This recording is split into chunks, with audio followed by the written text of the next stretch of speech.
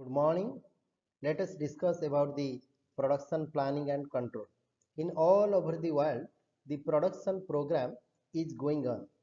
The main aim of the production program is to bring the human resources and physical resources together and to optimize the efficiency.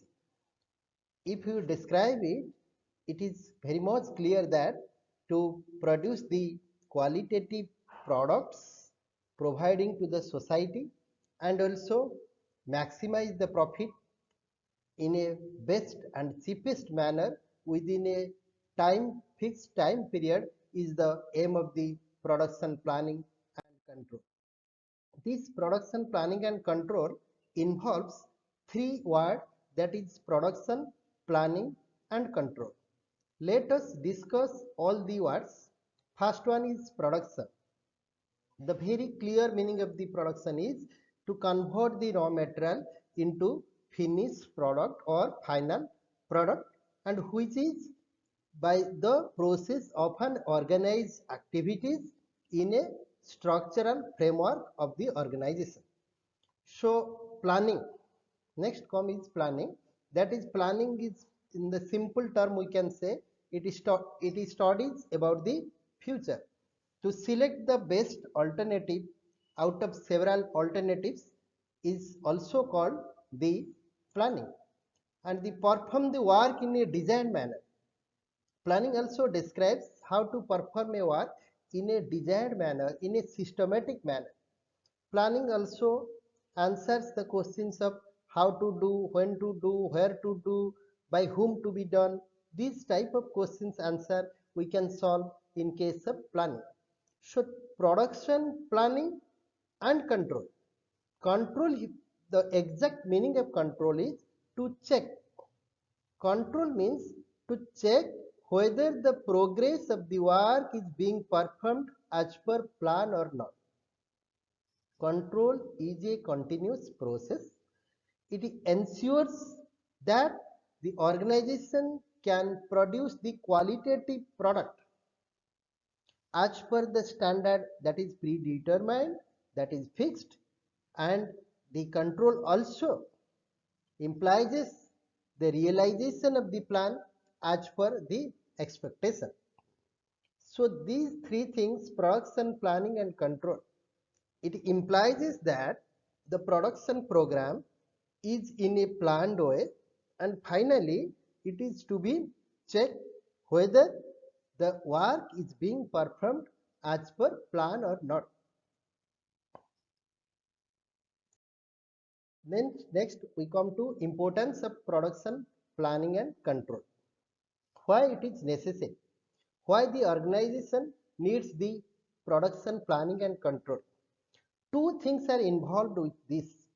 One is planning the production and controlling the production. Planning the production and controlling the production, both these things is necessary to produce the qualitative product and how to get the maximize the profit and how to achieve the target in right time. First one is that the productivity can be increases. If we plan the production and control the production, the productivity of the organization that is increases. All the available resources, it may be physical resources, it may be human resources, that can be properly utilized in case of production planning and control. In short, we can say it that PPC. If we implement PPC, all the resources that can be properly utilized. The PPC that arranges the production process in a sequence, in such a sequence that the production target is achieved in right time. The producer can supply the goods to the customers in the time fixed as the production process is arranged in a proper sequence. It is easy to implement the production PPC, production planning and control, in continuous industries. Continuous industries means the industries where the product produced are identical in nature, or we may call repetitive in nature. In that case, to implement PPC is quite easy. Whereas it is little bit difficult, we may say, in case of the intermediate process of industries. Why? Because in this intermittent process of industries, the product produced are varied in nature and it varies as per the order of the customer. So that in that case, to implement the PPC is little bit difficult. This PPC is also essential for the cost control purposes. The cost of the organization can be controlled by minimizing the wastages by implementing the PPC in the organization. I have already said that the utilization of all resources means that is physical resources as well as the human resources. Effective utilization of all the resources is highly essential in case of production planning and control. This PPC is also regulates the entire production activities and it's also maintain the quality of the product. It does not imply that to increase the production activities, increasing the volume of production and sacrificing the quality. It ensures the qualitative production, it maintains the quality and also it regulates the production activities. By the way, this PPC gives benefits to not only manufacturers but also customers, workers, investors and the society. If you say manufacturers, that manufacturers get a higher amount of profit. Customer goods get the goods at a right time with minimum cost. Workers get a stable job and positive working environment is good and getting a secure job that can workers get. Investors those who invest money in the organization, they will get adequate rate of return, and finally the society as a whole is getting benefited because there is a continuous process of flowing of production activities going on. The national wealth can be getting stronger with the help of the production planning and control. Next is next comes that is the steps in production planning and control. The first step is, in case of production planning and control, what we called as PPC, that is how to implement the PPC. Steps here means how to implement the PPC in an organization. First one is planning. Planning means to prepare a broad plan for the entire production activities of the organization. So for that, what we have to do? For that we have to give the description about the product, the raw materials required, material, money, machine, all these sort of things. As we know it very well that planning says about the study of the future.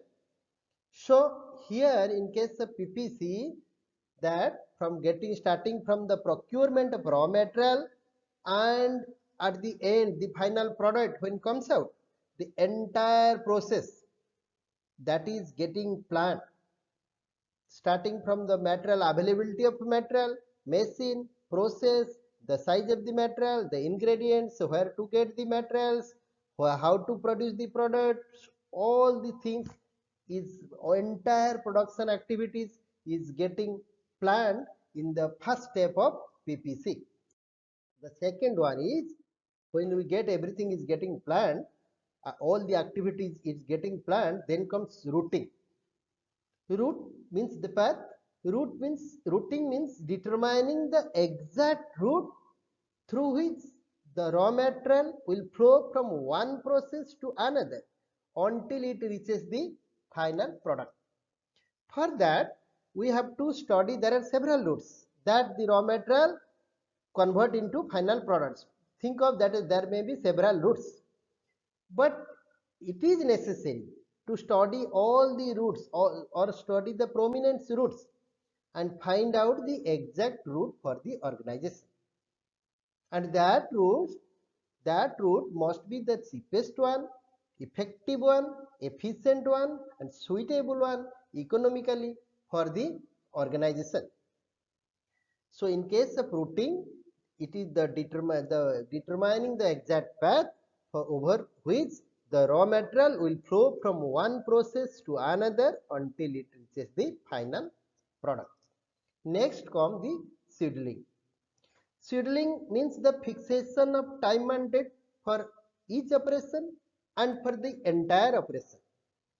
When to start the work and when to finish the work. Think of there are five processes are there. Five processes are there. So when to start the first process work and complete the first process work, then when to start the second process work and when to complete the second process work. So determination of time for each operation is find out, and by the way we can get the entire time period required from the procurement of raw material to the delivery of finished goods. The entire time period that is to be fixed in the case of scheduling. So after this scheduling is fixed, then we come to the loading. Loading means the once the in case of scheduling we fix the time period.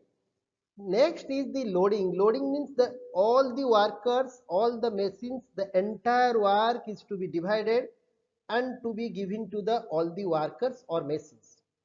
Here one must look into the fact that no one is getting overloaded, neither overloaded nor underloaded. No work or no machine is getting overloaded or underloaded. So for that, it is necessary to prepare the calculation of load and keeping the record, by which there is a balance can be maintained. There is a balance maintained that to give the load. So no one is getting overloaded, neither overloaded nor underloaded in case of work. Here the entire work is divided and distributed to all the machines and all the workers. Next come is dispatching. Dispatching means the actual initiation of work, starting the work that is to be started in case of dispatching. Here giving necessary instructions and orders to start the work. Here that is known as dispatching. Issue of materials and equipments from one process to another process.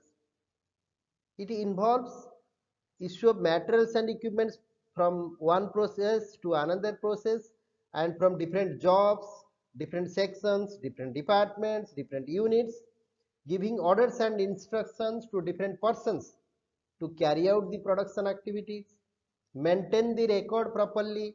These are the works that comes under the dispatching section. In case of dispatching section, the execution of the plan, the work is being started by executing the plan in the case of the dispatching section. Next point is follow up.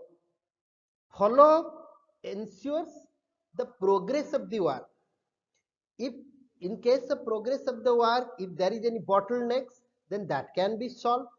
If there is any deviations, then corrective measures should be taken and the work can be done smoothly for the accomplishment of the objective of the organization.